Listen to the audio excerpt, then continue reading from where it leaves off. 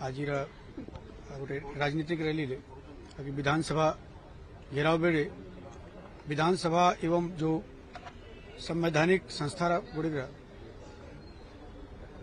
पवित्र संस्था गुड़िक जो बिल्डिंग रक्षा दायित्व आम आम से दायित्व में तुलाई जो लोग आसी भर किसी लोग जो अनरूली हेले ताको चेतावनी दिया पानी वाटर कैनन एवं टीयर गैस भी कराला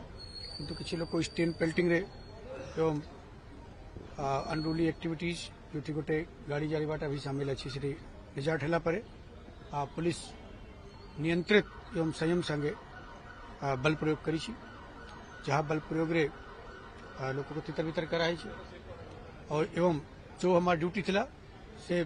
ड्यूटी रे रक्षा कराई हमें हमारा जो आता अच्छा संवादित बंधु आस शीघ्र स्वास्थ्य आम कामना करूँ जो लोक मैंने अनरूली कि बेआईन काम कर विरुद्ध विहित कार्यानुष्ठान करा।